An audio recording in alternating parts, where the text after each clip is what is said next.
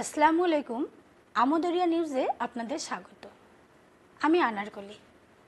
প্রথমেই জানিয়ে রাখি, আমদরিয়া মানে হচ্ছে প্রান্তজনের কণ্ঠস্বর, ভয়েস অব দ্য মার্জিনাল।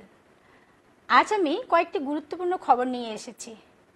প্রথম হলো, বাংলাদেশ থেকে ক্ষমতাচ্যুত হয়ে ভারতে আশ্রয় নেওয়া প্রাক্তন প্রধানমন্ত্রী শেখ হাসিনাকে নিয়ে। তাকে বাংলাদেশে ফেরত পাঠানোর বিষয়ে ইদানিং গণমাধ্যমে নানা রকম হইচই হচ্ছে। বলা হচ্ছে বাংলাদেশ শেখ হাসিনাকে ফেরানোর জন্য প্রস্তুতি শুরু করেছে। ভারতকে অনুরোধের প্রক্রিয়া শুরু হয়েছে। আদতে সরকারিভাবে কোনো অনুরোধ ভারতকে করা হয়েছে কিনা তা স্পষ্ট নয়।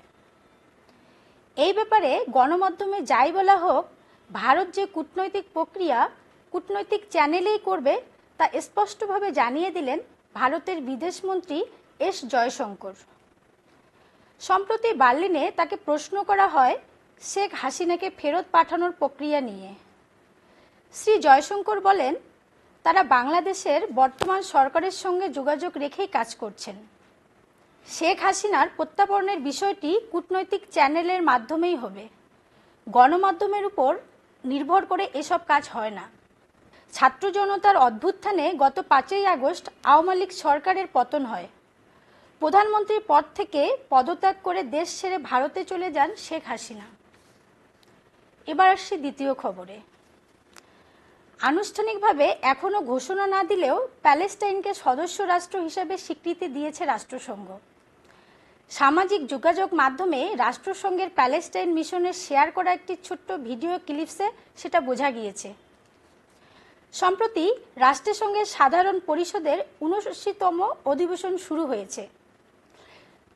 ওই শেয়ার করা ভিডিও ক্লিপসে দেখা গেছে মিশন প্রধান রিয়াদ মনসুর সদস্য রাষ্ট্রদের সঙ্গে নির্দিষ্ট আসন সারিতে বসে রয়েছেন।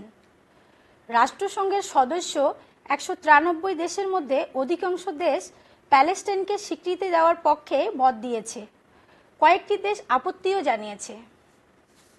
আসি তৃতীয় খবরে। বাংলাদেশে নামাজের একটু আগেই বন্ধ করে দিতে হবে পুজোর বাজনা। শুধুমাত্র ঢাক এবং বাদ্যযন্ত্র নয়, সেই সময় মাইকও বন্ধ থাকবে। আজান শুরু হওয়ার আগেই এই নিয়ম মানতে হবে সকলকেই। নামাজ শেষ না হওয়া পর্যন্ত এই নিয়ম চলতেই থাকবে। কেউ এই নিয়ম বা নির্দেশ না মানলে তাকে গ্রেপ্তার করা হতে পারে বলে জানানো হয়েছে।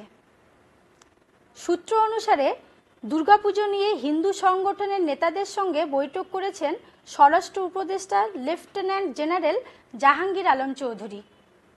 সেখানেই পুজোর সময় কী কী নিয়ম মানতে হবে তা জানিয়ে দিয়েছেন তিনি।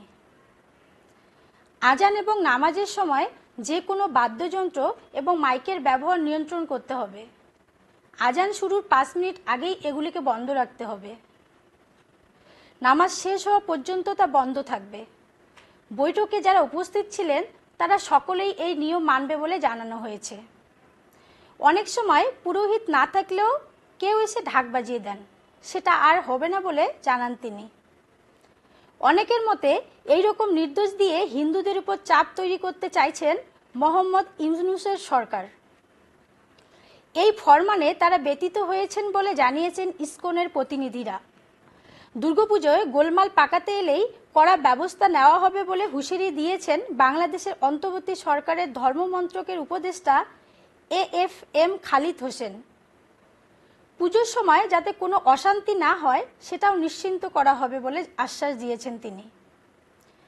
বাংলাদেশের সরকার হিন্দুদের নিরাপত্তা এবং ধর্মীয় স্বাধীনতা নিশ্চিত করতে প্রতিশ্রুতিবদ্ধ বলেও জানান তিনি। মাদ্রাসার পড়ুয়ারা মন্দির পাহারা দেবে বলে জানান তিনি। বাংলাদেশের সরকারের প্রধান উপদেষ্টা মোহাম্মদ ইউনূসের ঢাকেশ্বর মন্দির গিয়ে হিন্দুদের সুরক্ষা নিশ্চিত করার ব্যাপারে আশ্বাস দিয়েছিলেন। তারপরেও হিন্দুদের উপর আক্রমণ বন্ধ হয়নি বলে অভিযোগ। আজ এ পর্যন্তই। ফিরে আসবো নতুন কোনো খবর নিয়ে। খোদা হাফেজ।